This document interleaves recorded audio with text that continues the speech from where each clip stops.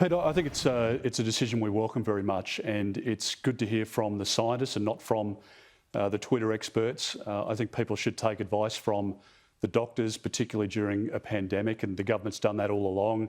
The decision to close the borders 12 months ago, which has put our country in a very enviable position, was based on medical advice, and the medical advice that's been provided to us consistently through the TGA, some of the best experts in the world, is that the vaccines used here are safe, and the doctors will continue to roll that out. So it's welcome because we want to see the vaccination rates pick up in Europe and across the rest of the world, and we've seen where it's been successful.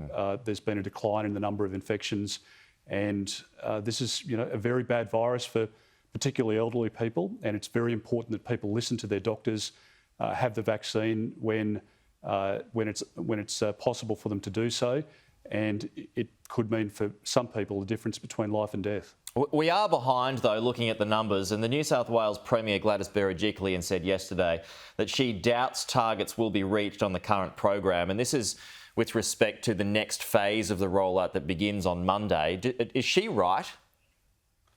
Peter, I just think, look where Australia is compared to the rest of the world at the moment. We are probably the most successful nation in dealing with the COVID response, not just the health response, but now the economy is coming back strong as well, and we want that to continue to build. And a large part of that confidence that results in huge, outcomes like we saw yesterday on the employment numbers is because people have confidence in the health response. So when you're vaccinating a population of 25 million people, yes, there will be days where the website is overwhelmed or the hotline is busy.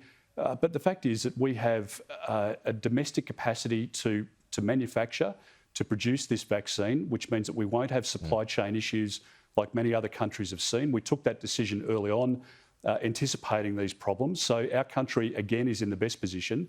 And we're not with thousands of people dying each day like we're seeing in other parts of the world. So we can roll out the vaccine in a sensible way. And look, my judgment is that people just need to calmly get on with administering the vaccine, and if we do that, we will get to the desired rollout program. We're going to be producing over 1 million doses a week, and so, yes, of course, a lot of people are scared and they're worried. They want the vaccine straight away, so there's a flurry of calls to GPs. I mean, that's a human reaction, and we anticipate that, but that'll wash through the system. People will be vaccinated in record numbers, and I think within a matter of weeks, people will say, well, what was all of the chatter about? We're now successfully rolling it out, and you would accept glitches on different days, given that you've got human beings that are administering the vaccines. And I think most reasonable people